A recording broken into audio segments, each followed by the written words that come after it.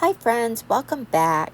Today I'm excited to be part of a fun YouTube collaboration with the Take 5 group, a creative challenge hosted by Funky Junk Inspiration, The Painted Peach, and Jeannie's Palette. This time we're celebrating Pi Day with creative makers each bringing their own creative twists to the theme. Now for my project, I went with something very simple, what I thought would be a quick and perfect for my upcoming spring refresh that I have planned in a couple of days.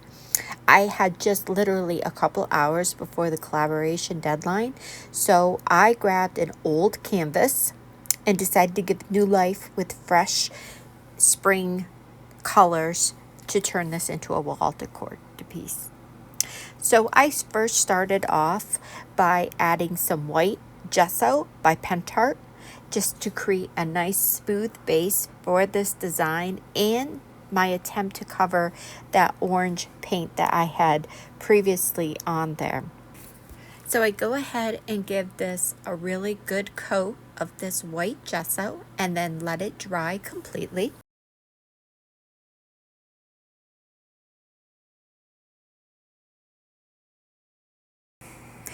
So now we come in with some structure paste by Pentart, and I just use a tool for transfer tool to scrape it on, and I'm pulling out the brand new numbers stencil by Decoupage Queen. This is something that I thought would be really different and unique to add to my wall decor. The one thing I'm going to mention that I forgot to do that I would suggest using a canvas, you should place something up underneath because it'll help give firmness on the inside of the canvas when you're applying this structure paste in this technique.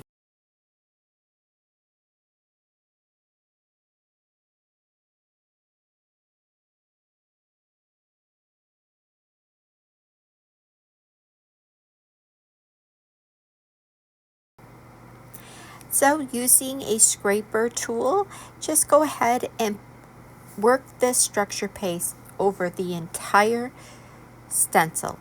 I just continuously added more and just kept scraping it away till I made sure that it was on there somewhat evenly. Again, I'm going for a vintage vibe inspired sign, so it's okay if I have little areas that wasn't 100% even. So you're going to next make sure this is good and dry. I used my heat tool on this, which is perfectly fine because as I stated in the beginning of the video, I was on a very limited time crunch to get this recording all set and done. So now I'm coming in with some Miss Lillian Snow Wax chalk paint, and the name of this particular color is Southern Junker's Mother's Nature. It is an amazing color for spring. I wanted something not super bright teal because of what I had envisioned in my head, but this worked out to be great when you see the finished piece. And I did add a little bit of water because this chalk paint can be nice and thick, which is awesome for a lot of projects, but this particular one I wanted a very light wash type coating. So I get that all over the entire piece, and then again let it dry real good.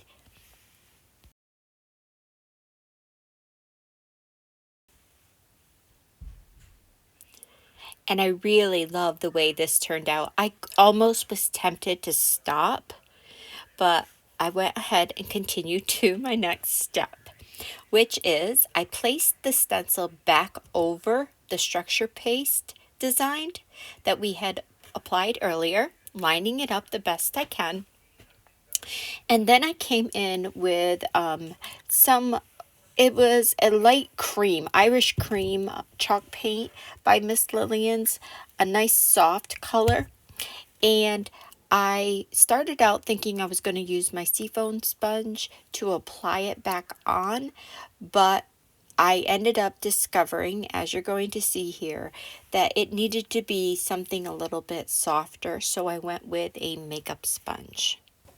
So all I decide to do is just soft-handedly stipple over the stencil, the structure paste that we had applied earlier. And I didn't worry about covering it completely. I only did little light-handed stippling with this.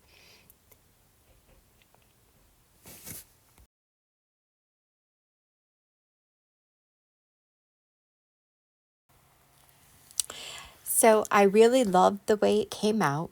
It gave a very nice, soft, but vintage aged look to the sign. I go ahead in and I decide to give it a good dry so I can see how it is looking. Once that is done, I do go ahead and come back in and just do little touches of the Irish cream chalk paint back in to highlight just some of the spots that I thought needed a little bit of lightness added to them, as you can see right here. And I'm just using my finger to give it some good texture into that structure paste. And as you can see there, some of them are really standing out really good. And I love the way it looks. I then go ahead and make sure it's really dry before we start the next step. Now that it's all dry, I'm going to come in with Liquid Gold by Stacy's Designs. And I'm going to leave a link in my description of where you can get this. I am an affiliate for it. It is my first time actually fully really using it on a substantial project like this, and I'm going to say I absolutely fell in love with it. It's a great liquid gold color, and tomorrow in the brighter sunlight I will get better pictures, but turned out beautiful on this project. So I completely go around the entire outside edge to give it a finished look. I let it feather up onto the top of the canvas to give it like a little bit of a natural distressed look. I'm kind of going for a subway sign that is vintage and things, but I didn't want it to be super dark, and making it nice and fresh for my spring refresh that I plan on doing this weekend. And this paint went on really, really great. And I really loved the way it looked when I first started to apply it onto the raised edges there of the numbers. And so I decide to then also bring in some antique waxed paste by Pentart in the color Brass. And so I'm just end up using my finger because it works really well for me and I enjoy doing it. I do sometimes use a makeup sponge, and I did try using a sponge to give it texture over that. But I end up ultimately deciding to use a different sponge to really apply it and get it down into the crevices. I basically just go around and alternating colors, blending them a little bit, and just hitting certain areas for a little bit just to kind of see what direction I'm going into.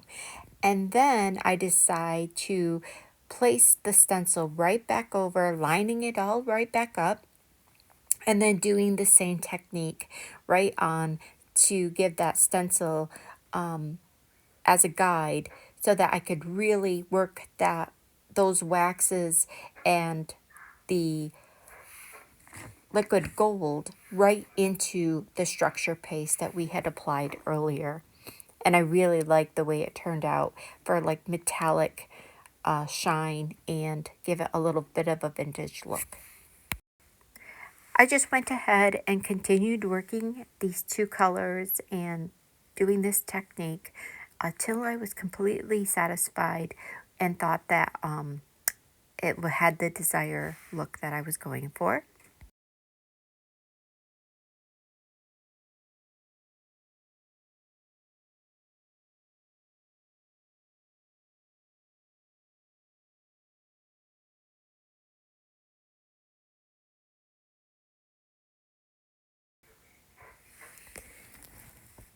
And I really love the way it turned out.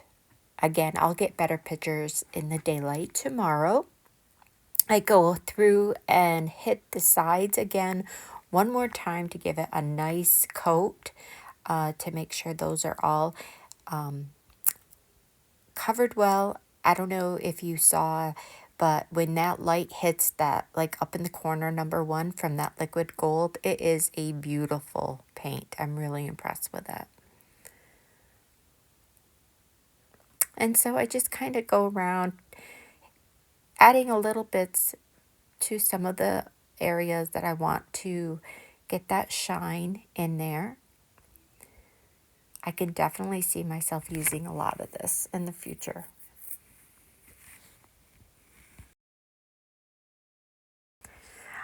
I finish up by giving it a good dry, and then we are all set. You could go ahead in and finish this off by adding a clear coat over the top of it. I might do that later. I just need to get this little video all edited. But for now, I just hung it real quick in my studio just to see how it would look. And I think it's just a fresh textural piece that blends beautifully, and I'm excited to add to my spring decor. But I'm not stopping here, so I will be styling this piece in my home as part of my spring refresh this weekend, and I'd love for you to come back and see how it all comes together. Be sure to check out the other talented makers in this Take 5 collaboration. I'll have their links in the description.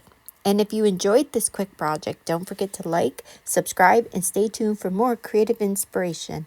Thanks for watching Steel Roots Market, and I'll see you soon.